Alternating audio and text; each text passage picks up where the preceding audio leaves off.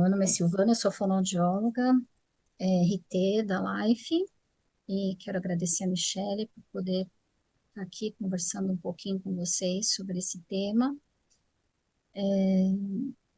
E acho que depois, se eles, é melhor eles perguntarem durante ou perguntarem Se depois, o que que você geralmente acha? eles quiserem colocando as perguntas no chat, aí eu passo para você mesmo, aí no final a gente abre para pergunta, né? Pode ser? Tá bom, beleza, vamos lá. Então, pessoal, então hoje a gente vai conversar um pouquinho sobre a terapia fonoaudiológica nos pacientes crônicos e paliativos. Esse tema, ele é relativamente recente, né? Não faz muito tempo que se começou a falar do atendimento fonoaudiológico em paciente crônico e paciente paliativo, né? Eu acho que é importante a gente definir ou tentar entender um pouquinho a diferença entre uma doença crônica e uma doença aguda, né? Um paciente na fase crônica da doença dele e na fase aguda. Peraí, tá dando um eco aqui. Tá me ouvindo bem? Não, você eu estou escutando normalmente. Se você Tá? quiser Então, ficar vou sem o tirar porque estava fone, dando. não, dá para escutar sim. Vamos lá. Bom, então, o que que a gente considera como uma doença crônica, tá? É quando o problema do paciente ele não consegue ser resolvido, ser solucionado num curto intervalo de tempo. Esse intervalo de mais ou menos, quanto que é esse curto intervalo de tempo? 3 meses. Então, normalmente, nos 3 primeiros meses, né, que o paciente começa a apresentar as alterações, os sinais da doença, a gente considera como fase aguda. Passando de 3 meses, aí a gente já começa a considerar a cronicidade do caso, né? Então, o paciente, por exemplo, teve um AVC. Quando que eu considero que eu estou tratando na fase aguda? Quando eu estou tratando nos 3 primeiros meses, quando eu estou tentando reabilitar o paciente nesses 3 primeiros meses. Passando disso, a gente já começa a ver os sinais de cronicidade, de que o paciente vai ficar ali com alguma sequela, enfim. No caso do AVC, especificamente, a gente sabe que tem uma melhora muito importante nos 6 primeiros meses após a lesão. Depois de 6 meses, ele ainda melhora um pouco, até um ano. Em alguns casos, até 2 anos. Mas depois de 2 anos, aí é pouco provável que ele tenha alguma evolução. Isso no caso dos pacientes com AVC, né? Mas de uma forma geral, a gente considera o marcador como 3 meses, tá? Então, até 3 meses eu considero como agudo, passando disso eu já considero como crônico. Bom, quando essa doença é aguda, quando acabou de acontecer o evento, existem algumas possibilidades do que pode acontecer com ele. Então, primeiro, ele pode melhorar bastante e atingir a cura, né, daquilo que aconteceu. Então, por exemplo, pode ter um TCE e conseguiu se recuperar muito bem nos 3 primeiros meses, ficou ótimo, não ficou com nenhuma sequela. Então, essa é uma possibilidade. Segunda possibilidade, a doença evoluiu tão rápido que levou à morte. Por exemplo, um câncer agressivo, tá? Pode ser de sistema nervoso central, por exemplo, ou de pulmão, enfim, que a evolução é rápida. É, algumas vezes de pâncreas também. Então, pode acontecer de evoluiu muito rápido e aí foi a óbito. E a terceira possibilidade é melhorou ou melhorou nada, mas foi evoluindo, foi passando o tempo e aquilo se tornou crônico, tá? O paciente fica convalescente, fica acamado ou fica com alguma outra sequela. Então, mas o marcador é mais ou menos esse, tá bom? 3 meses. Bom, o que que a gente tem algumas doenças que a gente sabe que tem um grande histórico assim de evoluir para doença crônica, né? Então, por exemplo, os casos de demência. Então, não existe cura para demência, né?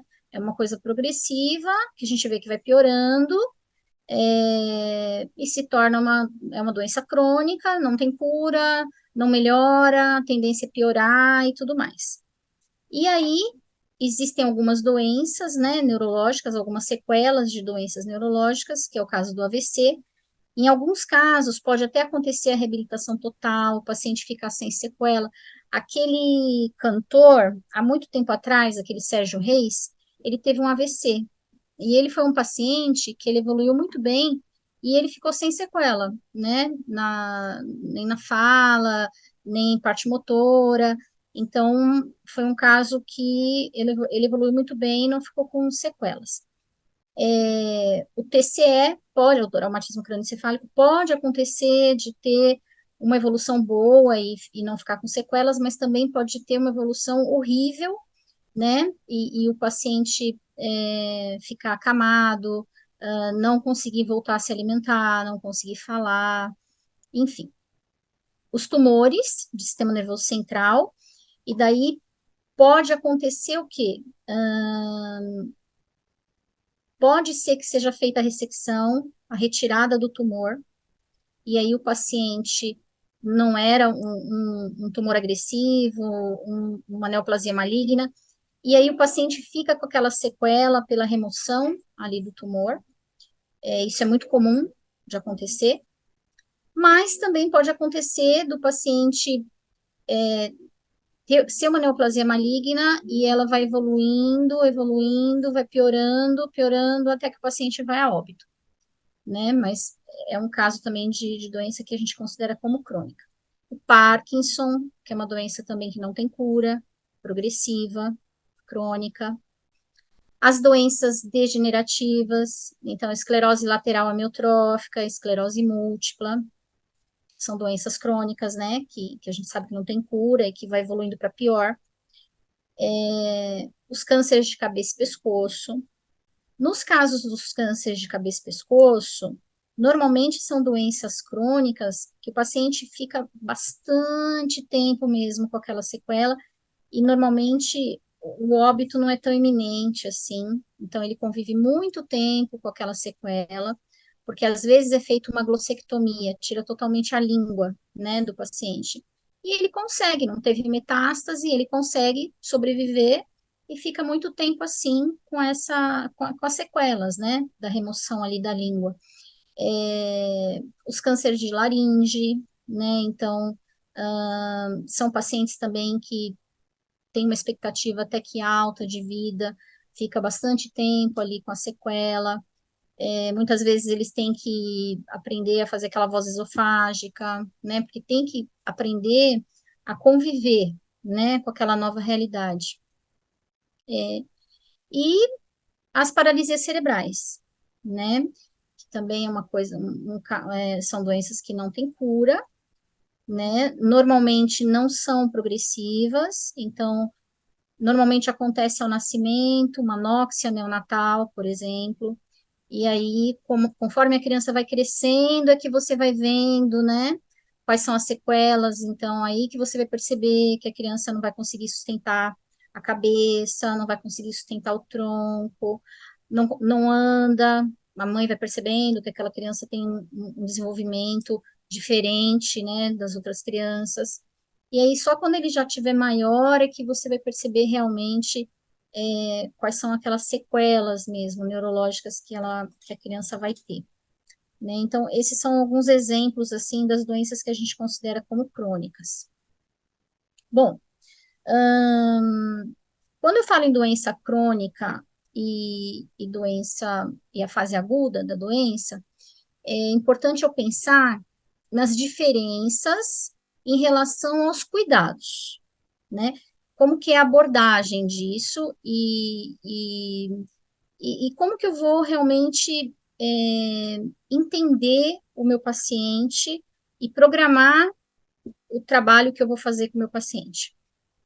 Então, por exemplo, se eu pego um paciente que acabou de sofrer um AVC, né, um paciente que acabou de sair do hospital, faz pouco tempo que ele teve ali o evento isquêmico ou hemorrágico, então o objetivo principal que eu tenho ali é a cura, né? É que o meu paciente fique totalmente sem sequelas, pelo menos relacionados à parte fonoaudiológica, que eu consiga reabilitar aquele paciente. Se ele tiver com uma disfagia, com uma dieta via sonda nasointeral, o meu objetivo ali é eu vou ser incisiva no tratamento, eu vou tentar reabilitar a deglutição dele, eu vou sacar a sonda, vou fazer esse paciente voltar a comer por boca, de preferência com uma dieta geral. Então, esse é meu objetivo. Agora, se eu pego um paciente que já teve um AVC há 2 anos atrás, e aí ele já vem com uma dificuldade, né, de deglutição, já teve várias pneumonias, já teve algumas internações por pneumonia aspirativa, enfim. Então eu já não vou ter aquele olhar de cura, né? Por quê? Porque já passou um tempo que ele sofreu aquela lesão.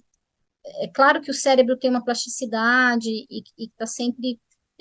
Existe essa neuroplasticidade, a gente sabe, mas quando já se passou um tempo, né, daquela lesão, aí as coisas vão ficando mais difíceis. Então, quando eu pego um paciente assim, que é um AVC tardio, ou é um caso de demência, ou é uma doença neurológica progressiva. Então, minha intenção no caso não é a cura dele, tá? Mas o que que eu quero? Eu quero melhorar os sintomas daquela doença e eu quero melhorar a capacidade desse meu paciente de se adaptar à doença, se adaptar a essa nova realidade de vida dele. Então, meu objetivo já é diferente quando eu pego um paciente com uma doença aguda e quando eu pego um paciente com a doença crônica.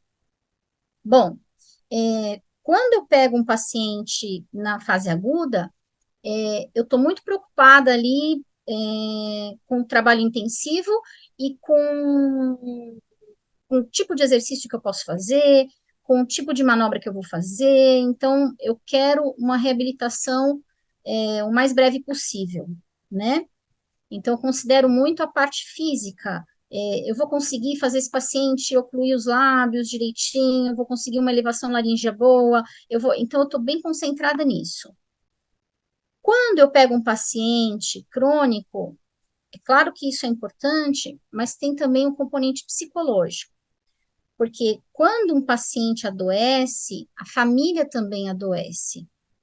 Então, é uma nova realidade para o paciente e é uma nova realidade para a família. Então, muitas vezes, está cercado de traumas, é, às vezes a família está mais sensível, o paciente está mais sensível, às vezes a pessoa já vem arrastando essa dificuldade há um tempo e já não tem perspectiva de nada, de nenhuma melhora, de nenhuma mudança na vida dele. Então, a gente tem que levar em consideração esse aspecto psicológico, né? Tem que ter paciência, bastante paciência. Na doença aguda, então, na fase aguda da doença, como eu falei, é um tratamento mais incisivo, curto e intensivo, né?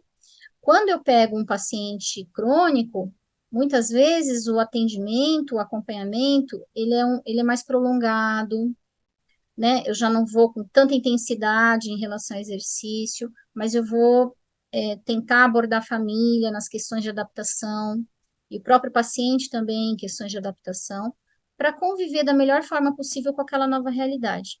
Então, eu vou ficar um tempo maior, às vezes, acompanhando aquele paciente. Muitas vezes, quando é um paciente crônico, um paciente que a gente sabe que é um paciente terminal, por exemplo, você pode acompanhar esse paciente até a finitude, até o fim da vida dele, até ele ir a óbito, né? Dependendo de qual o seu objetivo ali. Então, é um tratamento um pouco mais prolongado.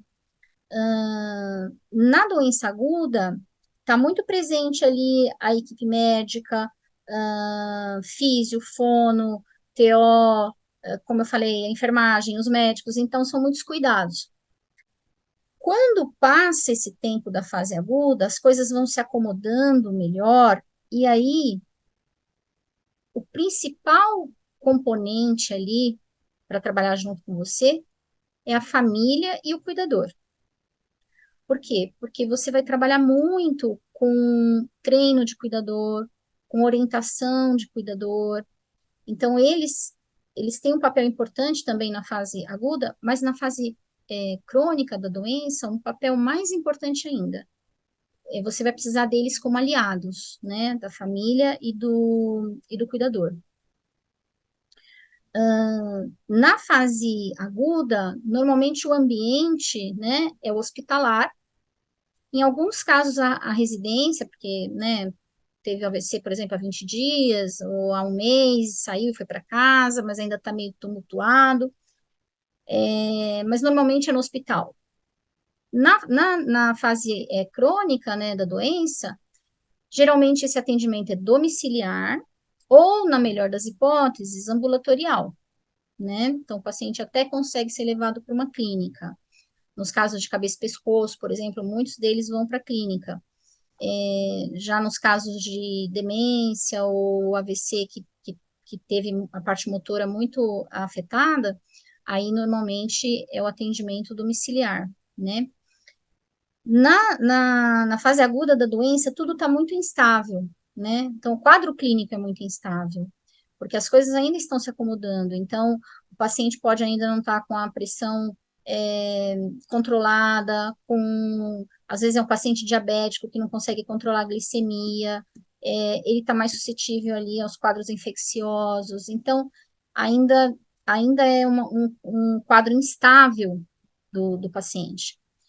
Na doença crônica, tudo já está mais estável, né? Então, aquela turbulência do começo passou, né? E o paciente costuma ter o quê? Algumas intercorrências, como uma infecção urinária, que é comum em paciente acamado, ou às vezes até pneumonia, que não é aspirativa, mas está acamado mesmo, mas normalmente é isso, sabe? Ou então úlcera de pressão, que aí, né, pode infectar e tudo mais, mas normalmente é isso, não acontecem grandes eventos, assim, em relação à saúde de uma forma geral, né?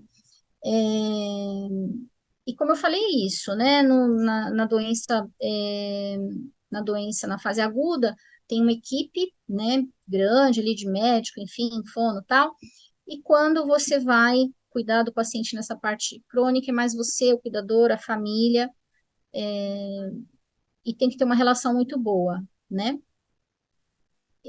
do fonoaudiólogo com a família e com o cuidador.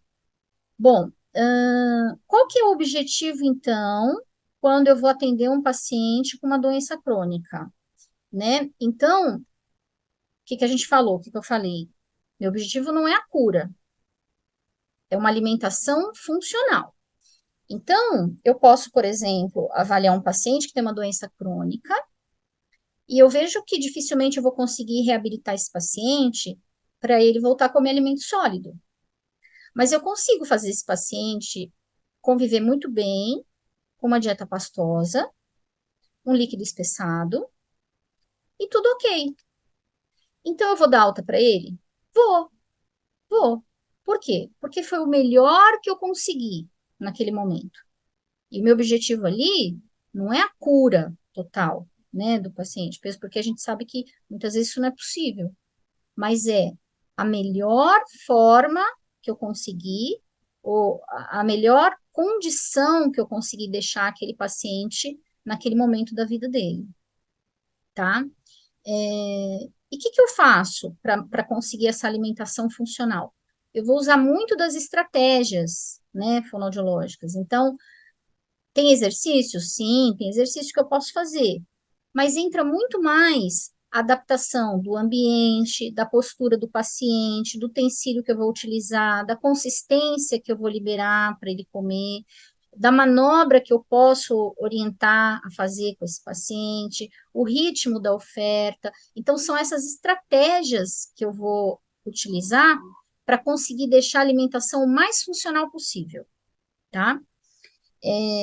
Ou então, o meu objetivo, no caso, pode ser o seguinte: definir se esse paciente tem condições de comer por boca, ou não existe a menor possibilidade, e a melhor forma ali seria a indicação de uma gastrostomia, porque não tem prognóstico de reabilitação, e aí o melhor é fazer uma gastro, né? Ou então, o paciente não vai melhorar, ele não está com sonda, mas a gente também não vai indicar gastro e nem vai passar sonda, tá?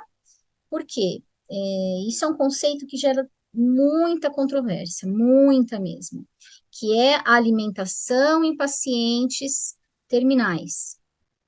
Então, assim, tem vários estudos que mostram que quando vai chegando ao fim da vida, a fome não impera nesses casos, né? Pelo contrário, principalmente para alguns pacientes oncológicos, o comer é desagradável, porque eles têm alteração de paladar, eles têm muito mais náusea, eles têm vômito, é um desconforto para eles, gera angústia na família. Então, em muitos casos, opta-se por oferecer se o paciente aceitar. Aí tem gente que fala: nossa, mas eu vou deixar ele morrer de fome? Não, você não vai deixar ele morrer de fome, ele vai morrer de qualquer maneira, sendo alimentado ou não, ele vai morrer de qualquer maneira. Então, alguns estudos mostram que não é você colocar sonda que vai aumentar a sobrevida de um paciente. Não aumenta, não muda nada. Em alguns casos de pacientes oncológicos, por exemplo, muitos médicos falam que quando você coloca a sonda, você está alimentando o tumor e não o paciente. É duro ouvir isso, mas é verdade. Eu acho que você colocou um ponto, Sil, que eu acho que para a fonoaudiologia é muito Não estou te importante. ouvindo. Tá escutando, Sil? Agora estou. O ponto que você colocou é justamente esse, né, da indicação da sonda, né, para esses tipos de paciente, né? E acho que tem que ter muito critério, né, realmente para indicação, né? É uma linha muito tênue se a gente for pensar, né? Ah, o paciente está passando fome, como você usou o termo. A família às vezes tem essa sensação, né? Então, acho que cabe É, muito bem a orientação técnica, realmente. A gente sabe que é o envolvimento todo emocional, né? Mas é que é muito importante realmente o profissional nesse momento ter um posicionamento, explicar realmente como que é esse processo, né? Que é um trabalho muito em equipe, seja ele de um paciente crônico ou um paciente pensando numa finitude, né? sim, sim. Isso acontece tanto em pacientes terminais oncológicos, como pacientes terminais não oncológicos, que são, por exemplo, os pacientes com demência. Então, a gente vê, por exemplo, o paciente caquético, numa fase avançada da demência, e aí a família, ele tá com fome, ele tá com fome, ele tá com fome. Aí a equipe não consegue segurar a pressão, e eu entendo que é difícil, passa a sonda nasointeral. Aí o que acontece? Corre a dieta ali pela sonda, o paciente não ganha peso. Ele não ganha, gente. Não ganha peso. Entende? Ele não ganha massa muscular, porque é o processo de evolução da doença para a morte. Então ele não vai melhorar a qualidade de vida dele, pelo contrário, se ele tiver movimento ainda nos braços, ele vai usar esse único movimento que ele tem para sacar a sonda. Aí tem que restringir o paciente, amarrar a mão dele na cama hospitalar, entende? Então é bem complicado, bem complicado. E aí, quando você fala da possibilidade de não passar sonda, quando você fala dessa possibilidade com profissionais que não estão acostumados a lidar com cuidados paliativos, tanto médico como equipe de enfermagem ou até próprio fonoaudiólogo, enfim, tem uma cara de susto, né? Como assim? Não passa sonda, ele parou de comer, como assim? Não vou passar sonda? Não vou fazer gastro? E como que vai ser? Ele vai morrer de fome? Ele vai ficar com sede? Assim, nos pacientes oncológicos, é provado que se o paciente está desidratado, desidratado, ele vai ter menos vômito, ele vai ter menos diarreia, que é comum em alguns casos quando o paciente já está morrendo, e ele vai ter menos sororoca, que é aquele ruído da secreção que fica parado nas vias aéreas superiores que o paciente não consegue engolir, não consegue tossir, expectorar. Então, se ele está um pouco mais desidratado, essa chance diminui, né? Então, assim, diminui vômito, diminui diarreia, diminui a sororoca. Assim, parece frio e calculista falar dessa forma, mas é verdade. E o que a gente tem que pensar é no conforto. do paciente, Viu? não com os julgamentos. Tem uma pergunta da Ana Paula, o que que é essa dieta de conforto? O que que seria Então, a chamada dieta de conforto? isso. O que seria essa dieta de conforto? Seria, por exemplo, se o meu paciente está consciente ou acordado, pode até estar um pouco confuso, mas ele está acordado e ele pede alguma coisa, e a família tem essa, essa vontade de oferecer o alimento, mas principalmente pensando no paciente, eu vou oferecer, eu posso oferecer. Ah, mas é uma consistência que ele engasga, que é ruim para ele? Tudo bem, tudo bem. Então, recentemente, muitos paliativistas falam, gente, se o paciente broncoaspirar um pouco, tudo bem, entendeu? Ele está num processo de evolução para morrer. Então, assim, eu tenho que pensar na relação é, prejuízo-benefício.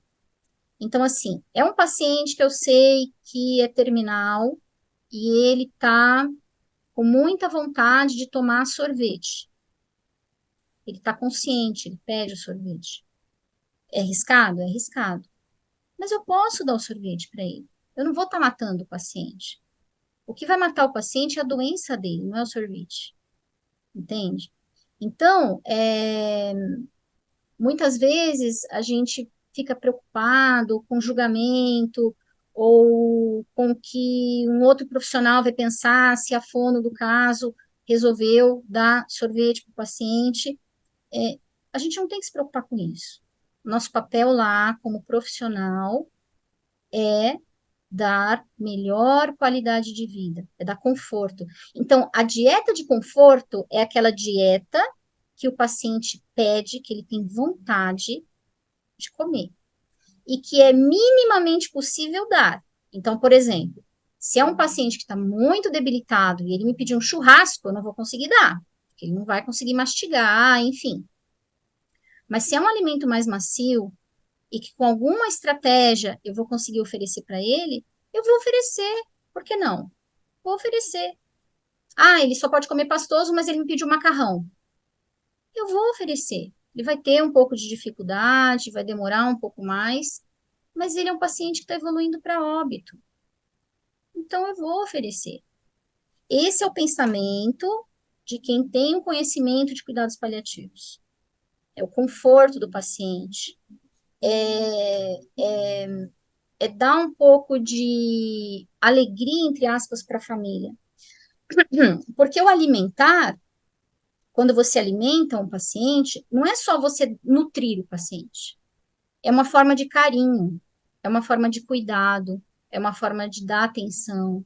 Então, quando um familiar está dando a comida para o paciente, ele não está só dando ali os nutrientes que ele precisa. Aliás, a última coisa, uma das últimas coisas que a família pensa é nisso, estou nutrindo meu paciente, ele está ganhando a quantidade, recebendo a quantidade de calorias que ele precisa, ou de proteínas que ele precisa, ou de carboidratos que ele precisa. Não, ele pensa assim, nossa, ele está gostando, olha que legal, está comendo um pouquinho, olha como ele está comendo com uma boca boa, sabe? Olha como ele está feliz de estar comendo isso aqui, quanto tempo ele não comia. Então é isso. É uma forma de carinho, de atenção, de cuidado. Então, quando você libera, entre aspas, um alimento para um paciente em cuidados paliativos, você está liberando para o paciente e para a família. Você está alimentando o paciente e a família.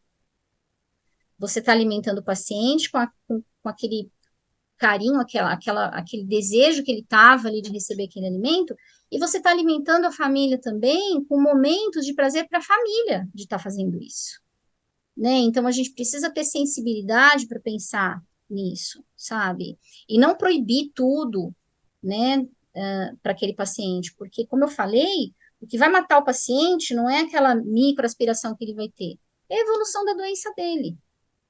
Então é isso que a gente tem que pensar.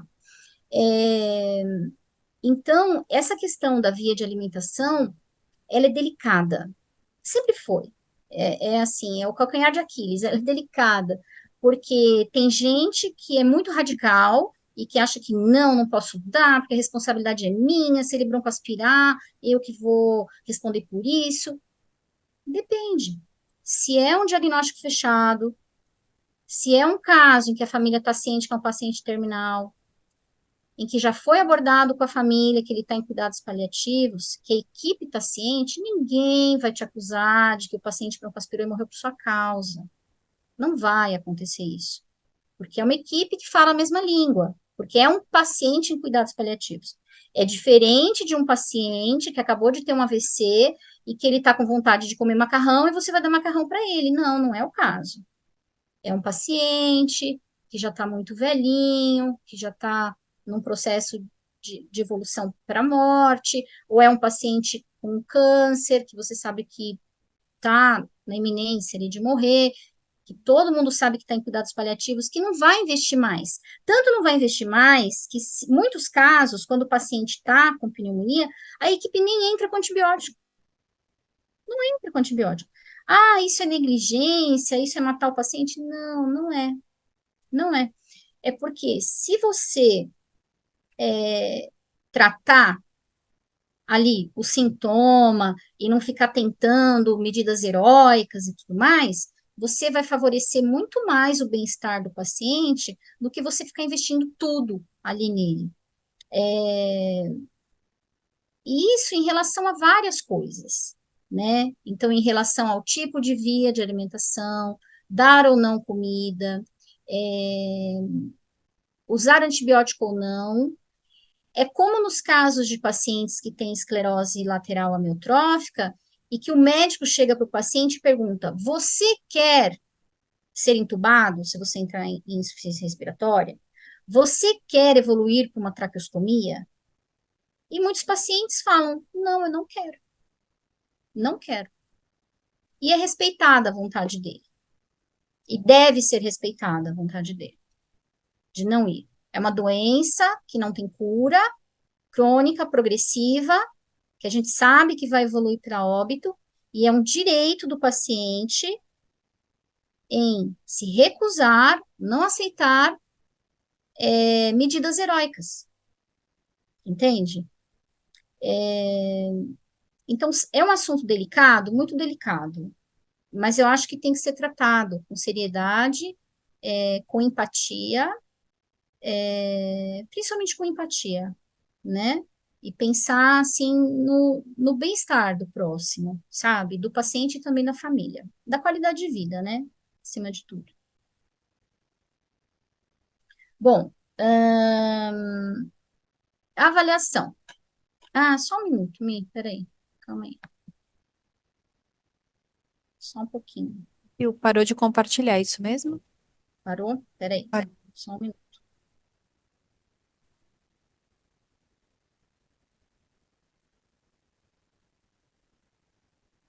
Deixa eu ver.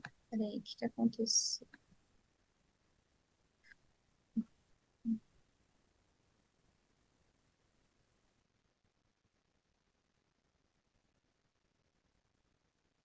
agora apareceu de novo o fundo do seu Foi computador. agora?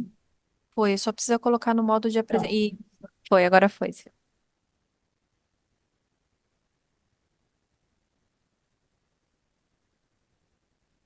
Bom, hum, e pronto. Bom, então o que que é importante? É, Quando eu vou fazer o acompanhamento de um paciente, não só de paciente crônico ou paciente terminal, o que que é importante? Uma anamnese bem detalhada, né, do caso. Então, assim, dados pessoais do paciente, o diagnóstico médico. Então, não tem como eu saber se é um paciente crônico, se é um paciente de cuidados paliativos, se é um paciente, enfim, que não vai ter uma resposta, né, de melhora significativa, se eu não souber exatamente quais são os diagnósticos dele. Então, eu tenho que saber quais são os diagnósticos dele. A história também da doença, né? Então, eu tenho que saber. tudo o que aquele paciente tem, o que foi que aconteceu, como foi que evoluiu a doença dele. É, eu tenho que ver os exames que são relevantes, né? Então, os exames que são importantes. E eu tenho que saber o que que a família sabe. Então, assim, você pode chegar na casa de um paciente que tem esclerose lateral amiotrófica, por exemplo, em que a família está super orientada, sabe de tudo, sabe do que vai acontecer, sabe qual vai ser o caminho, qual vai ser a evolução daquela doença, sabe tudo. Mas você pode chegar numa casa em que o paciente tem esclerose lateral amiotrófica, é uma família muito simples, que de repente nem entende a gravidade da situação, não entende aquilo que espera o paciente. E a mesma coisa o paciente. Então, tem que ter muito tato quando você vai avaliar um caso assim, para você saber o que que a família sabe. Porque o papel de falar sobre a doença e falar sobre o prognóstico da doença é do médico. Então, o médico que vai dar o diagnóstico para o paciente e vai explicar o que esperar daquilo, quais são os próximos passos, né? Então, não cabe, assim, ao fonoaudiólogo e dar aquela notícia devastadora, né? Do que é, enfim, e tal. Porque tem que saber como que o médico decidiu abordar isso com a família. Então, tem serviços, por exemplo, em que o paciente faz os exames, chega-se a um diagnóstico, então o médico conversa com a família, conversa com o paciente, faz uma segunda reunião, tem uma psicóloga junto, ou passa com a psicóloga depois da consulta, aí faz uma terceira reunião para explicar o que esperar nos próximos passos. Aí faz uma quarta reunião para tomada de decisão. Então, não é tudo na primeira consulta, assim, que vai no médico, olha, você tem esclerose lateral amiotrófica, você vai ter uma paralisação aí dos músculos respiratórios, você vai parar de respirar, você quer que faça uma traca em você? Sim, não é assim, né? Então, é um processo. Então, tem um passo a passo disso, pelo menos deveria ter, né, nos serviços sérios. Então, normalmente são feitas reuniões, sabe, para se conversar antes, né, para se explicar direitinho para a família e para o paciente, e dar essa opção de escolha para o paciente. Então, a fono tá, vai estar presente ali no atendimento domiciliar e nesse processo, né, de entendimento da doença e de aceitação também da doença, né? Porque num primeiro momento você pode ter aquela negação. Não, não, não, não é isso. Vou procurar outro médico, vou fazer outro exame, vou investigar melhor, quero ouvir outra opinião, quero não sei o quê. Então, pode ter essa fase da negação, depois uma fase da revolta, depois uma fase de aceitação. Então, são fases, né?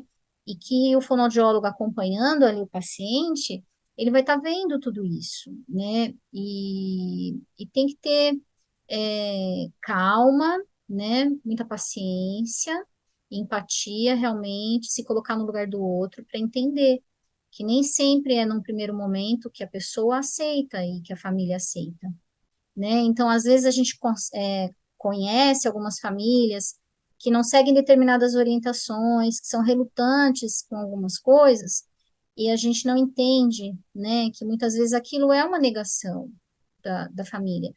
É muito difícil você ver uma pessoa que de repente era independente, que fazia tudo, que trabalhava, que era, de repente, era até um arrimo de família, né? Ele começar a ter dificuldade para andar, começar a ter dificuldade para segurar as coisas, começar a falar pastoso, começar a cair e não conseguir comer direito, e não conseguir nem segurar o talher direito. É uma progressão da doença de uma forma lenta, triste, e que cada dia você vai vendo uma piora e que você não tem o que fazer, né? Então, Por isso que às vezes a gente tem que entender o lado deles também, de revolta, de não querer seguir o que você está falando, sabe? É, e aí a gente tem que pensar o seguinte: enquanto é um paciente que ainda está andando, que ainda está pegando as coisas com a própria mão, que ainda a gente sabe que vai levar um tempo para evoluir assim para o óbito, então a gente tenta preservar o máximo possível ali aquele pulmão, né? Agora, a partir do momento que o paciente já está realmente numa fase, né, de terminalidade, terminal mesmo, aí é aquilo. Se ele tem condições, eu vou deixar. Não vai comer um montão, mas um pouquinho, eu vou deixar, né? Bom, na avaliação, né? Quando eu vou avaliar o paciente, é, o que que é importante, né? Eu ver assim que estado que está aquele paciente. Então, eu posso pegar o meu paciente crônico lá, já numa fase muito avançada, e aí, como que eu sei isso? Ah, é um paciente que já está totalmente acamado, ele já não consegue executar a maioria das atividades de vida diária, né? Então, tomar banho, se trocar, já não consegue. Então, funções motoras muito comprometidas, já não tem muito controle de tronco e tal. É, cognitivo alterado. Então, se é um caso de demência, muitas vezes o paciente já perdeu muitas funções cognitivas, já não está falando mais, né? Já evoluiu para uma fase em que não está falando. É, é importante ver como que está o quadro respiratório. Então, é um paciente que ainda respira em ar ambiente, ou ele é um paciente que já está muito mal, depende de um suporte de ventilação. É, e isso é importante para a gente ver como é que a gente vai atuar ali. E a via de alimentação, né? Se tiver com uma dieta via oral e for um paciente terminal, entra naquela questão: o que que eu faço? Deixo comendo por boca, indico sonda nasointeral, indico gastrostomia.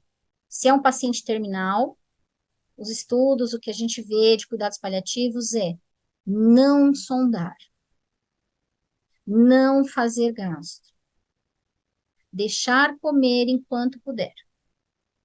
Quando não puder, suspende, para, entende? É isso. Isso é o que se diz hoje. É, é um paciente, por exemplo, que tem um quadro demencial, mas eu sei que esse velhinho não vai morrer do dia para a noite. Que ele ainda tá ali, sabe? Coraçãozinho tá bom, tá, tá bonzinho ali, ainda consegue comer um pouquinho e tal, mas já tá engasgando e tal. E eu sei que se eu parar de dar as coisas para ele, a família vai ficar muito estressada, porque eu sei que o médico já me disse que ele não vai morrer de uma hora para outra.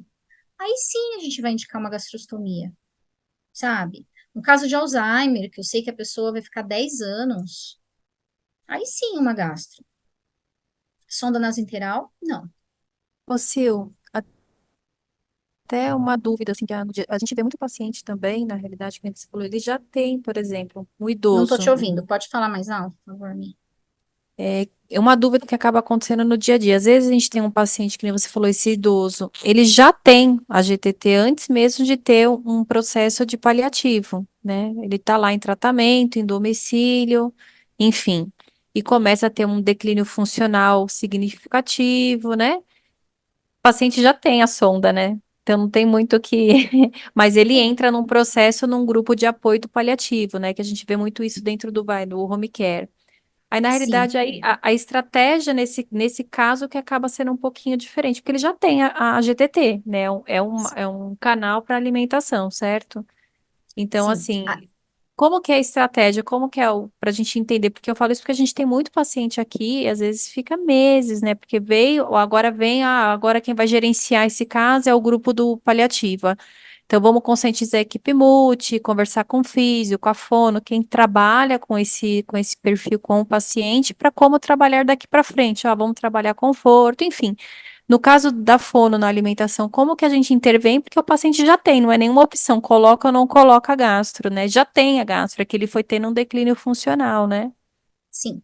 Bom, se é um paciente que tem uma demência, então é um quadro progressivo, ele não vai melhorar, e ele já está com gastrostomia, aí eu quero entender se o médico pediu essa avaliação fonoaudiológica porque ele desconfia que o paciente está aspirando saliva, porque voltar a comer ele não vai, não é verdade? Então, não existe isso de atendimento fonoaudiológico para paciente demenciado que já está com gastro e eu vou querer reabilitar para ele voltar a comer. Não existe isso. Não vai voltar a comer. Não vai. A doença é progressiva, ele vai piorar. Ele vai dessa para pior, infelizmente. É assim. Então, o médico pediu avaliação porque a família ficou perturbando a cabeça dele, falando que precisava de fono, ou ele pediu avaliação porque ele quer saber se o paciente está aspirando saliva, né? Então, a gente tem que ter isso claro, assim, para a gente. Se ele pediu, porque a família ficou perturbando a mente dele, falando que precisa de fono, então cabe ao fonoaudiólogo chegar na residência, fazer avaliação, viu que o paciente já está com o cognitivo totalmente alterado, ele não, ele já perdeu várias funções cognitivas, ele não reconhece mais ninguém, ele não tem vontade de comer, ele não pede comida, ele até trava a boca, então ele não teria prazer nenhum ali em comer e eu estou vendo que ele deglute, eu vejo que ele não está babando, eu vejo que ele não tem ruído em vias aéreas superiores, então quer dizer, ele está engolindo saliva, ele está bonitinho, aí eu vou falar para a família assim, olha família, ele dentro do padrão dele, da doença que ele tem, que é progressiva, ele não tem um bom prognóstico para voltar a se alimentar por boca, ele vai ficar com essa gastrostomia muito provavelmente para o resto da vida. Ele já não tem essa noção da comida, da vontade de comer, enfim, do desejo de comer, então não tem o porquê a gente alimentar. Aí tem gente que fala, ah, vamos fazer estimulação para prazer oral. Que prazer? Não tem prazer oral, que ele não entende mais o que é isso. Então, não está aspirando saliva. Por que não está aspirando saliva? Porque eu estou vendo que ele deglute, que tem elevação da laringe, que na ausculta, a ausculta está limpa, ele engoliu certinho, não tossiu, não engasgou, ele está ótimo. Não tem indicação de fono. Não tem. E Simples assim. isso é importante para o profissional se posicionar também, né, Sil? Ó, neste Exatamente. momento, né, aqui a gente não atua mais, né? Exatamente. Não é para ter medo da família, ou medo porque eles têm uma expectativa de ter fono. Não, você é o profissional, você estudou para isso, você se formou para isso. Então você tem que ter a voz ativa ali, você tem que mostrar a sua segurança, o seu conhecimento de que esse paciente não tem indicação de fono. Então, o que que você vai fazer? Você vai orientar como é que é feita uma boa higiene oral, sabe? Se o paciente fica muito tempo com a boca aberta, então você vai mostrar como fazer essa higiene oral, falar que ele tem que umidificar um pouquinho a gaze, passar no lábio, passar um hidratante, uma manteiga de cacau, alguma coisa na boca, tentar dar um conforto melhor para o paciente. E não indicar fono para você ir lá e ficar fazendo isso, ou ficar fazendo massagem, ou ficar fazendo estimulação para esse paciente, porque a família insiste que quer fono. Não existe isso. Então, assim, a sua massagem não vai fazer o paciente voltar a comer. Não vai. Ele não vai voltar a comer. Entende? E ele não precisa de fono porque ele não está aspirando saliva. Ah, mas eu quero dar conforto. O conforto é dado diariamente ali pela equipe de enfermagem, pelo cuidador e pela família. Você não precisa, a pessoa não precisa estudar 4 anos na faculdade e mais não sei quanto tempo numa pós para fazer uma higiene oral e para tentar deixar hidratada a boca do paciente. Isso não é papel da fono.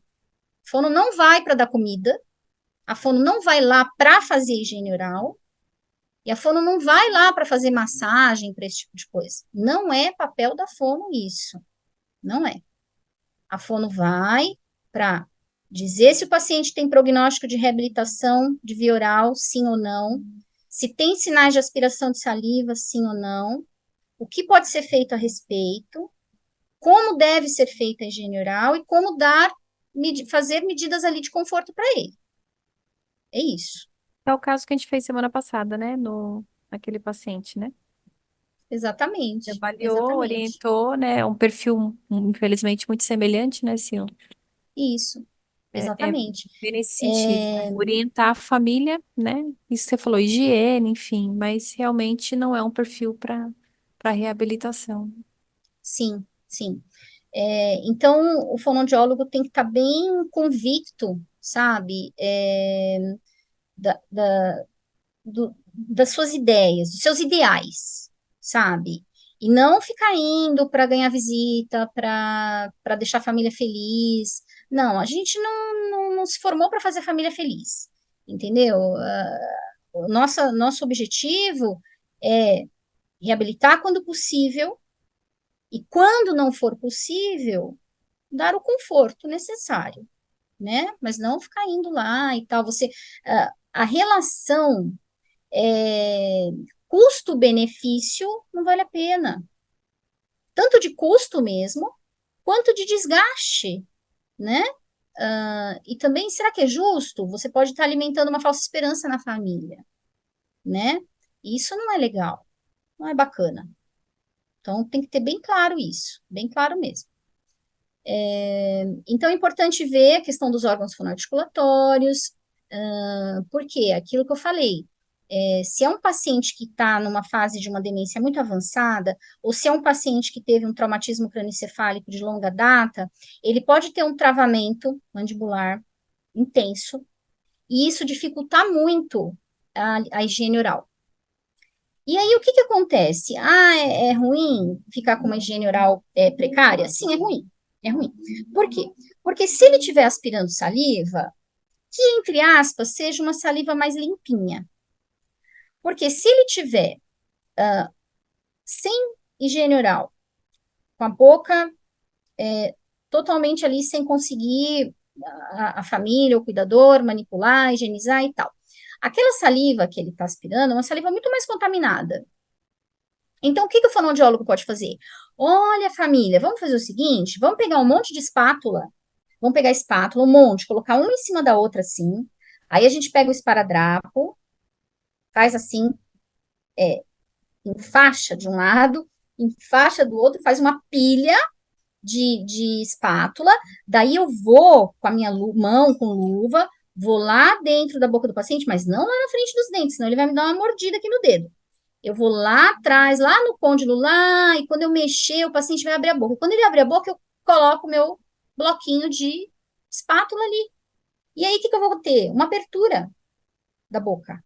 E aí, com essa abertura da boca, aí eu vou lá, vou pegar a espátula, vou colocar a gaze, vou molhar na água pode ser com bicarbonato de sódio, uma água morninha com bicarbonato de sódio, ou pode ser com um antisséptico. Vou molhar, vou apertar, tirar o excesso, e aí sim, vou limpar a bochecha, gengiva, dente, língua, vou fazer uma higiene oral legal. Aí depois que eu fizer isso, eu tiro a minha pilha de espátula, pronto. Uma higiene oral feita, legal. Olha que diferença que o fonoaudiólogo faz na vida desse paciente, dessa família, né? Eu vou diminuir as chances aí dele broncoaspirar uma saliva super contaminada, vai ter aquele gostinho melhor, mais agradável na boca, a família vai estar feliz, porque vai chegar perto dele, não vai sentir aquele cheiro, né, da boca do paciente. Então, assim, é uma coisa que parece pequena, mas faz uma super diferença na vida do paciente. Então, esse sim é o papel da fono, né? Então, quando eu faço essa avaliação, eu avalio tudo isso, vejo como são os reflexos, né, do paciente. Então, eu vejo se ele tem reflexo de deglutição, eu vejo se ele tem esse reflexo patológico de mordida, de travamento, eu vejo se é um paciente que tem reflexo nauseoso, porque é uma forma de defesa do paciente.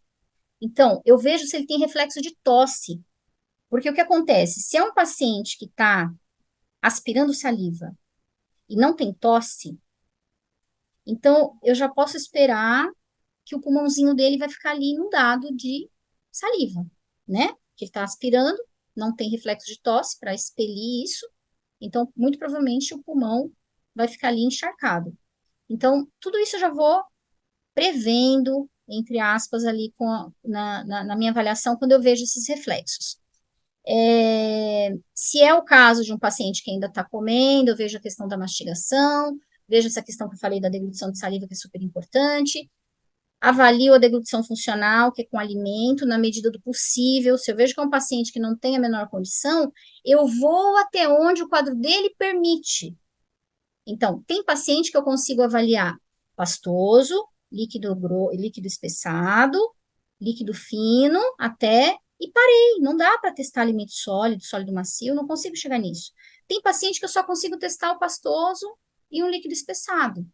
E chega também, porque eu sei que foi mal nessas, eu não vai conseguir melhor em outras, entendeu? Então,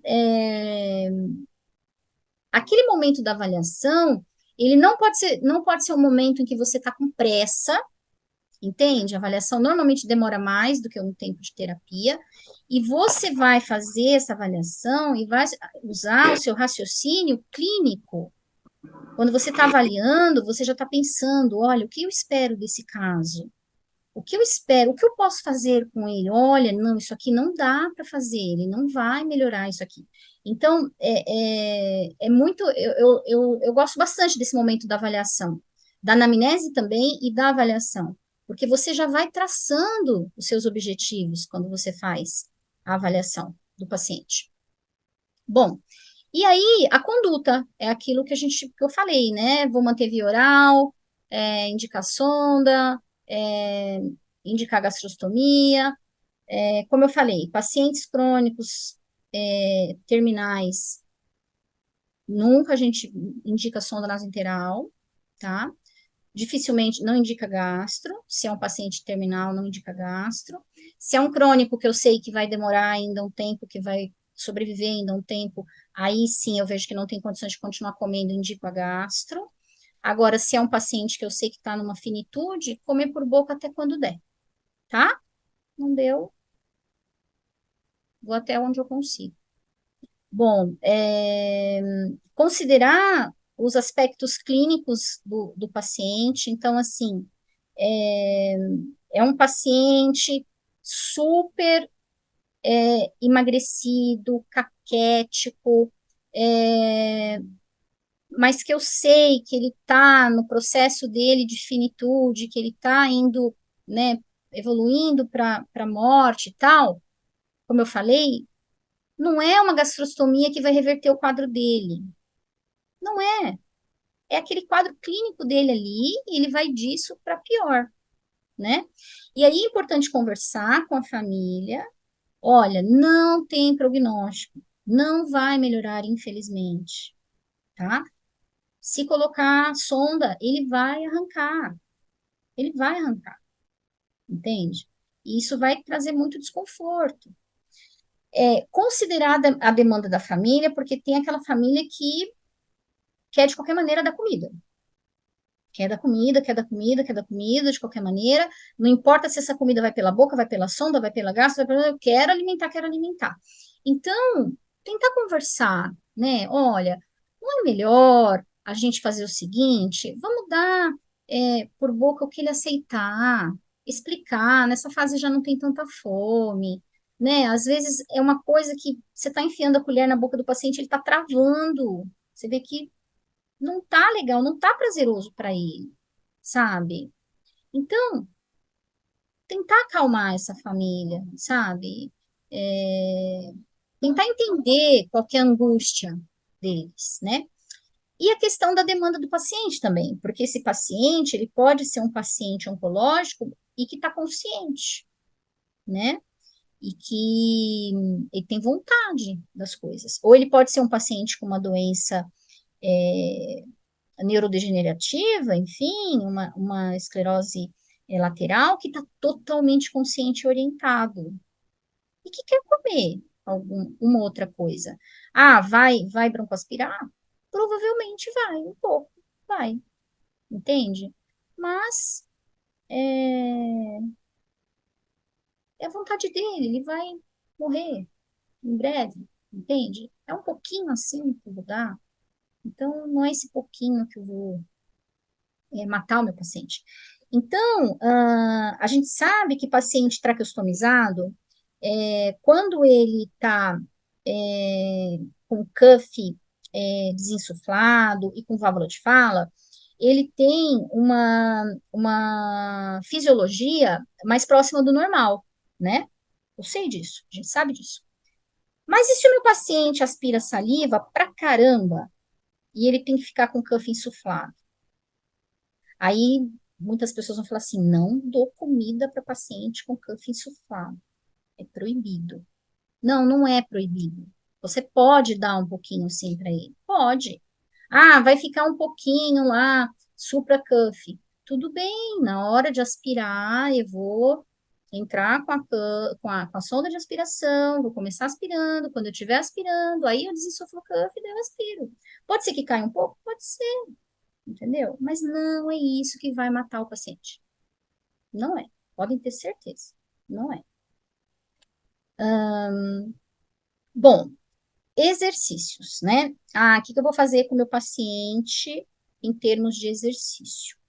Bom, paciente que tem uma deglutição reflexa reduzida, a gente sabe que estimulação térmica dos pilares pode ajudar, pode desencadear, melhorar um pouco esse disparo de reflexo. Então, eu posso pegar aquele espelhinho laríngeo, colocar no gelo, tocar lá nos pilares, fazer o paciente engolir. Posso fazer um pouco de elevação da laringe para tentar ajudar o meu paciente a engolir. É, mas o que geralmente a gente vê de mais bacana em relação ao atendimento fonoaudiológico de paciente crônico e paciente terminal? São as adaptações da dieta, as coisas que a gente pode fazer na dieta. Então, assim, eu já vi pegar pão puma, sabe? A pessoa queria comer pão puma, e aí fazer o pão puma, assim, com manteiga e tal, e aí pegar um pouco de água com espessante, colocar ali em cima, mas não mexer, e deixar. E aquele pão puma ficou meio pastoso, e a pessoa conseguiu comer aquilo. Ah, é legal? É gostoso igual mastigar? Não, não é. Mas é o que temos para o momento. É o que dá ali. Entende? Porque eu sei que não tem a menor condição de mastigar. Porque se eu colocar na boca vai ficar amassando o alimento, amassando e não consegue fazer a ingestão do bolo. Então eu faço essa adaptação. Entende? Então, assim, eu tenho uma paciente que adora Coca-Cola. Ela adora Coca-Cola, mas ela não pode tomar líquido fino. Então, eu falei para colocar o espessante na Coca-Cola. Fica gostoso? Não, não fica gostoso. Ele não muda o sabor, mas perde o gás. E você vê que não parece a Coca-Cola, mas é o que dá, sabe? Então, vamos ficar felizes com o que a gente tem, sabe? Eu não consigo, assim, uma amiga uma vez me falou uma coisa que eu achei super bacana. Deixa eu ver o horário, gente. É, é, o ótimo é inimigo do bom. Ela me falou essa frase, eu fiquei assim, o ótimo é inimigo do bom. É verdade. Legal seria se fosse ótimo, né? Se a gente pudesse, sabe, ela tomar Coca-Cola, mas não dá. Mas dá para ela tomar com espessante. Então, né, não é ótimo, mas é bom. Vamos tentar. Bom, utensílios, então assim, tem uma série de coisas que a gente pode fazer em relação a mudanças de utensílios, postura do paciente. Então, por exemplo, é um paciente que eu sei que tem um CA de câncer um câncer de cabeça e pescoço e que dificulta porque está do lado direito. Então, o que que eu posso fazer? Ah, vamos colocar então o alimento na boca e vamos inclinar a cabeça para o lado esquerdo, porque daí com a força da gravidade o alimento vai descer mais para o lado esquerdo, né? É o lugar que eu não tenho ali o tumor, que eu não tenho aquela obstrução. Vamos fazer isso. Ou então, se está aqui do lado direito, então eu vou virar a cabeça do lado direito e vou deixar o lado esquerdo mais livre para o alimento poder descer para cá. É, tem paciente, por exemplo, PC, que tem uma super dificuldade de ejeção de língua. Eu já vi mãe alimentando o paciente assim, ó, a cabeça assim, para trás. Aí, qualquer fono vai olhar e ficar chocado. Fala, meu Deus, como que pode? Gente, o paciente tinha 15 anos, nunca teve uma pneumonia. Por quê? A mãe foi aprendendo, sabe? Com aquele paciente, vendo que ele não tinha condição, via que colocava na boca, caía, escorria tudo, porque PC tem bastante dificuldade, assim, motora, né? Então, colocava na boca, caía tudo. Ela percebeu que fazendo isso, ele conseguia engolir bem e tinha uma proteção boa de via aérea. Ótimo, tá sim, tá bem, não tá indo pro pulmão, tá legal, vou manter assim. Não vou pedir paciente ficar assim porque o livro manda ficar assim, ou porque é bonito, ou porque é padrão ficar assim, com a cabeça abaixada, né? Então eu vou ver o meu paciente, eu vou ver qual é a necessidade daquele paciente, daquele indivíduo que eu tô vendo. Então, ver a postura adequada, ver as manobras, como eu falei, dependendo do tipo de doença que o paciente tem, que manobra que eu posso usar, é, orientar essa família, treinar este cuidador, porque a fono vai lá uma vez por semana, duas. O cuidador, a família está com ele 24 horas. São eles que vão fazer esses cuidados. Como eu falei, a fono não vai lá na casa do paciente para dar comida, né? Então ela orienta, ela treina e tudo mais. Agora, uma orientação que é fundamental é o seguinte, que a gente deve sempre, eu quis repassar isso para vocês, que é, assim, da minha experiência de vida, de fono e tal, sempre falar para o cuidador ou para o familiar se alimentar antes do paciente, né? Porque geralmente as pessoas falam, eu vou dar comida para ele, vou dar comida e depois eu venho comer. Não, não, não, errado. Então, assim, é como no avião, primeiro você coloca a máscara de oxigênio em você e depois você vai ajudar a criança do seu lado. Então, primeiro o cuidador ou o familiar come, depois ele vai oferecer para o paciente, porque ele tem que ter todo o tempo do mundo. Todo o tempo do mundo, tá? Para isso. Qual a melhor postura para ele? Então, muitas vezes eu falo, todo mundo tem que estar bem sentado o mais ereto possível para comer? Na maioria das vezes, sim, mas não é 100%.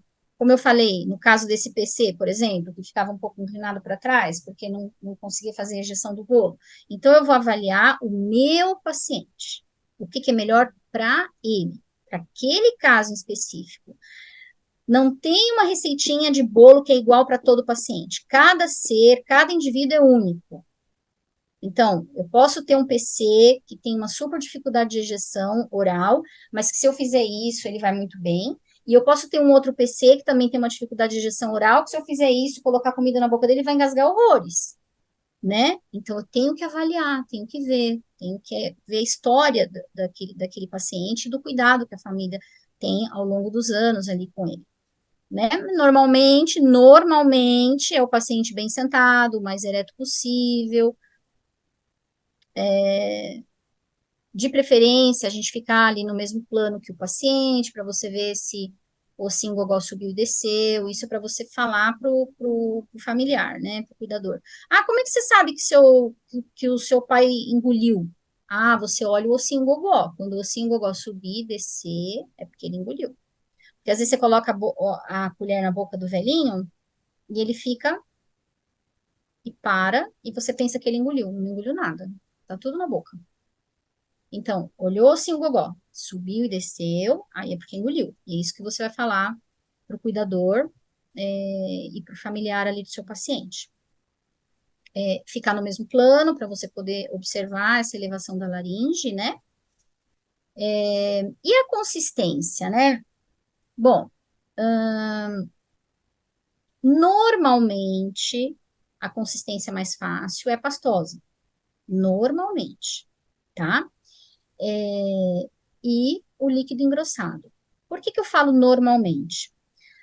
Porque, dependendo da dificuldade motora que o paciente tem, até o pastoso vai ser difícil para ele fazer a injeção. Então, ele vai se dar melhor ali com um líquido na consistência, por exemplo, de um mel, de um xarope. Então, eu vou para essa linha eu vou nessa consistência. Essa aqui é mais fácil para ele.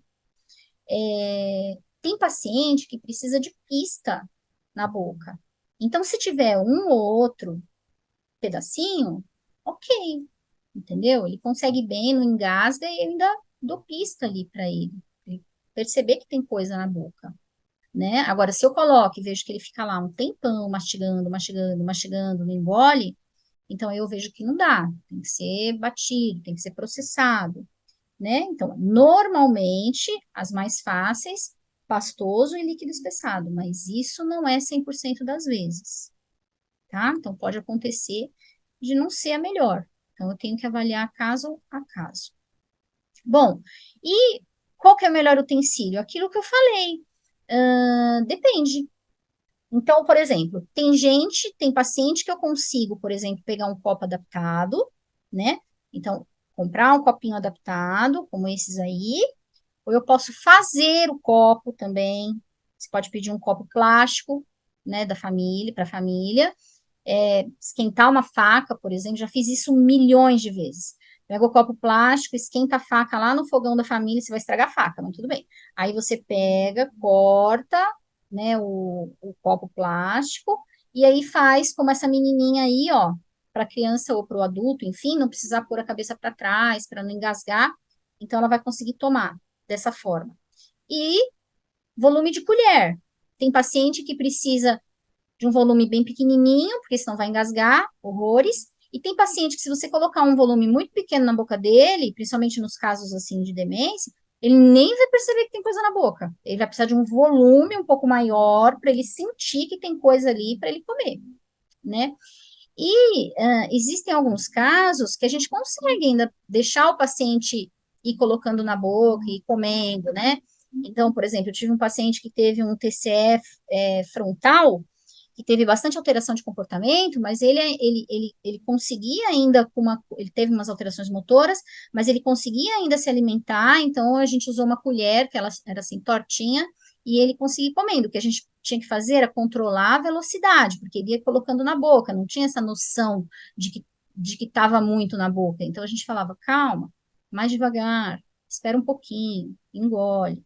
Então é isso que você vai orientar lá o familiar e o cuidador, né, do que fazer. As pausas, né, entre cada deglutição, isso é importante falar para a família, para o cuidador, enfim, que isso é uma coisa geral, assim, dos casos, dos pacientes, que normalmente você tem que dar uma pausa entre cada deglutição, né? Então, engoliu, tem paciente que precisa engolir 2 vezes cada bolo, então você vai esperar, engolir 2 vezes, depois você dá outra colherada. Então, essas coisas, dificilmente você consegue passar em uma visita só. Então, você pode, por exemplo, fazer uma avaliação de um paciente que é um paciente crônico, que não tem prognóstico, e aí você coloca assim: paciente não tem prognóstico de reabilitação. Sugiro 2 sessões de terapia fonoaudiológica para treino e orientação do cuidador. Olha que bonito e honesto, né? Com a família. Você vai lá 2 vezes, você orienta, aí na próxima você checa, pede para fazer na sua frente, para ver se a pessoa fez certinho, se ela entendeu, né? E alta, tudo bem? Bom, e a alta? Ela pode parecer precoce, tá? Em relação ao que é o conceito, assim, da alta fonoaudiológica. Ah, eu vou dar alta para o meu paciente comendo pastoso? Vou, porque é o que ele consegue chegar. Ele não vai chegar mais que isso, entende? Ah, nossa, mas eu vou dar alta para um paciente crônico? Vou, vou dar alta, por quê? Porque ele não tem prognóstico de reabilitação de via oral, ele não está aspirando saliva, eu já orientei a família com os cuidados em relação à higiene oral e conforto do paciente, então eu vou lá para quê? Sabe? Então, pode parecer precoce, mas não é. Você está fazendo um trabalho baseado em evidência, um trabalho sério, sabe? E que as orientações que você vai fazer ali vai fazer muita diferença na vida do paciente e da família dele também. Vocês podem ter certeza disso, tá bom? Sil, a Ana Paula, até para só pontuar, quando a gente falou um pouquinho sobre as adaptações, ela pontuou que ela tem pacientes PC que já são mais velhos, que ela acaba trabalhando de acordo com a adaptação da família, né? Porque a Sim, família acho que já tem mais tá com mais experiência, né, com o paciente, já está lá no dia a dia, né? E Sim, só para finalizar o gancho que você falou, ela pontuou aqui que ela também acaba trabalhando dessa forma. Eu até fiz aqui algumas anotações aqui, mas acho que até para a gente entender, né? É importante a gente saber diferenciar, né? Um paciente, se ele é agudo, se ele é crônico, ou se ele está na finitude, seja ele no paliativo, né? Justamente para a gente saber qual é o objetivo da terapia, da reabilitação, qual conduta e como se posicionar frente a essa família, frente ao paciente, né? Acho que isso que é o principal, a gente pensando dentro da reabilitação, nós estamos falando dentro da assistência domiciliar, mas isso cabe em qualquer segmento, né? Porque se a gente for pensar um paciente que está lá vindo para a residência de um hospital, muitos já saem desse processo, né? O paciente chega em casa, ele já está como paliativo. Então, como se posicionar frente a isso, né, na residência do paciente?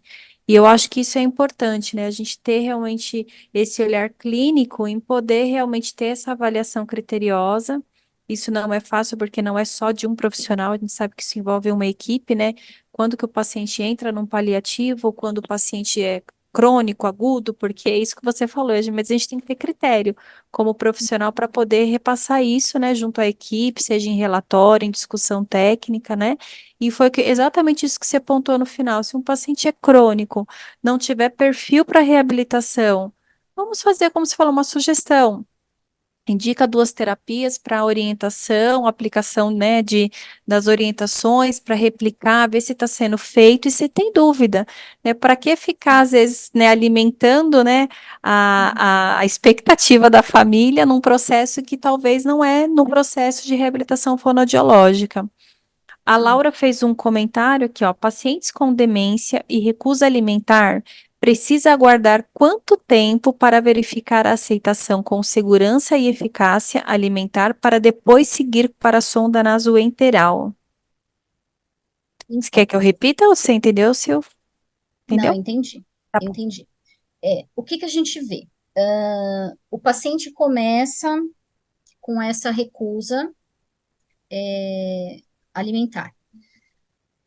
Ele começou a perder peso a partir do momento que ele parou de comer, ou que ele está comendo menos, então já é um sinal de alerta. E aí a gente não vai indicar a sonda nasointeral. Por quê? Porque é péssimo para paciente demenciado, paciente idoso, que é um caso crônico e tal. A gente vai conversar com o médico primeiro, falar, doutor, o paciente está começando a recusar a alimentação via oral. A gente sabe que vai chegar no momento que ele não vai comer, ou que o que ele vai comer não vai ser suficiente. O que, que o senhor acha de fazer uma gastro? Vamos conversar com a família? Fazer uma gastro? Aí, se o médico falar, ok, vamos conversar com a família. Aí a fono vai chegar e vai falar com a família. Olha, família, o seu João, ele está começando a recusar a alimentação, ele já não entende mais que a alimentação é importante para ele se manter vivo e tudo mais. O que que vocês acham da gente colocar uma via alternativa de alimentação? Ele vai poder continuar comendo, vocês vão poder dar aquele pouco que ele aceitar, mas somente o que ele aceitar. Então, é, a família pode ficar relutante no começo? Pode. Mas aí você vai dizer, olha, vai ter menos estresse, porque entra numa fase que chama de, eu chamo de uma batalha alimentar. É uma batalha, porque você vai com a comida, o paciente trava, você põe na boca, ele não engole, às vezes ele cospe, às vezes derrama. Você vai lá, principalmente a família, vai com um pratão, o paciente vê aquele pratão, ele já vira a cara, entendeu? Não quer. Pratão, não quer. Então, conversar com a família. Isso a gente vai fazer quando é um paciente, por exemplo, num quadro demencial, que a gente sabe que não está na iminência de morrer, né? Porque se é um velhinho que já vinha comendo tudo já bem pouquinho, pastoso e tal, eu não vou indicar gasto para ele, porque eu sei que ele está na finitude ali, então ele vai comer enquanto ele conseguir. Ah, quanto tempo? Olha, a gente consegue ficar sem comer uns 40 dias, entendeu? Agora a gente não consegue ficar sem beber água. Então, qual é o maior risco? é a desidratação. Então, esse é o problema. Não é o quanto ele come, é o quanto ele bebe que é preocupante. Então, percebeu que está aceitando menos, aí você fala, vamos dar bastante suco para ele, suco engrossado, né? Se é um paciente que engasga com líquido, vamos dar bastante suco para ele, porque você está percebendo que ele está comendo menos. Você vai e já conversa com a família. Ah, quanto tempo? Olha, também a gente tem que pensar o seguinte: se é investigar outras coisas, porque às vezes se é um paciente, por exemplo, que está com um quadro de infecção urinária, ele pode ter confusão mental e recusa alimentar. Se é um paciente que está com uma alteração pulmonar, ele também pode ter queda do estado geral, recusa alimentar. Então a gente tem que ver, ó, o paciente está comendo menos. Vamos dar uma checada para ver, né, doutor, se não está com infecção urinária, se não está com problema no pulmão, se não está com nada. Fazer uma visita, ver, fazer um exame. Ah, não, não tem infecção urinária, não tem pneumonia, nada disso, ele está bem, clinicamente bem, então é o quadro demencial mesmo, está comendo menos. Ah, então, doutor, vamos pensar na gastro? Quanto tempo que a gente está vendo isso daí já? Olha, já tem 15 dias que ele está comendo pouquíssimo, tomando pouco líquido, então vamos já pensar na gastro, entendeu? Desde que seja um paciente que não esteja com infecção urinária, nem problema no pulmão. Mas aí uns 15 dias é, já tem que dar uma conversada com o médico. Se tiver tomando ainda um pouco de suco, agora, se não tiver nada, nada, aí o quanto antes, porque em 3 dias desidrata feio, principalmente velhinho, né? Então tem que ficar alerta. Tem profissionais, o Sil até que você entrou nesse ponto, eu acredito que, Laura, acho que deu para entender mais ou menos o conceito, né? A gente vê muito, ela agradeceu. A gente vê muito que nem isso que você falou, que nem por conta da hidratação, né? Entra às vezes com soro glicosado, né? Porque acaba acontecendo isso que você falou, às vezes está num processo de finitude, o paciente realmente está num estado de rebaixamento, né, neurológico, um declínio funcional significativo, né, e o paciente rebaixa em domicílio, e a opção é deixar em domicílio, porque tem essa questão do conforto. Uma das alternativas, às vezes, é só manter a hidratação naqueles momentos, não é isso, né? Manter Sim, com a hidratação, né? E não ter, como sim, você falou, não indicar sonda, não indicar nenhum tipo de via alternativa, né? sim. Em relação a isso da desidratação, como eu falei, em alguns casos, por exemplo, o paciente oncológico, o médico fala que é até bom ele estar desidratado, que ele vomita menos, né? Ele vomita menos e ele tem menos diarreia e ele tem, quando está morrendo, menos sororoca, né? Menos secreção, menos sororoca. Então, às vezes, é até bom ele estar um pouco desidratado quando está morrendo, né? Há quanto tempo leva isso? Olha, eu já vi paciente que eles entram com morfina e tal, fica até 3 dias. E aí depois morre. Mas É mais ou menos esse varia. período mesmo, né? Varia um pouco, né? Pessoal, vocês têm mais alguma dúvida? Se tiverem, podem colocar no chat. De antemão, Sil, eu queria te agradecer sempre a sua disponibilidade, né? Imagina, eu que Pessoal, eu agradeço. deixei no chat para vocês colocarem preencher a lista. É importante lá, a gente sempre deixa para vocês sinalizarem sugestões de novos temas, né? Então, como a gente já faz o treinamento já desde 2022, né? Então, a gente sempre pede para vocês estarem sinalizando, né, os próximos, né, assuntos que vocês gostariam. A gente já tem, né, até para deixar para vocês, a gente vai fazer o da bandagem novamente, né, Sil? Porque a gente fez no Uhum, ano passado e devido à demanda, as pessoas, né, se interessarem pelo assunto, então a gente vai fazer, a gente já disponibiliza depois para vocês via WhatsApp, pelo Instagram da Life Saúde, as datas do próximo treinamento. Estão pedindo aqui no chat, eu vou colocar novamente o link, ó, que não, acho que alguém não, vou colocar aqui, ó, só um minutinho, por favor, pessoal. e falar para eles que a gente vai mandar a aula. Coloquei aqui, ó, o link da reunião, desculpa, o link do treinamento, tá bom? Para vocês colocarem a Ah, já tá aqui, ó. Colocarem as informações para a gente poder estar mandando para vocês o certificado e o material que foi abordado aqui na aula.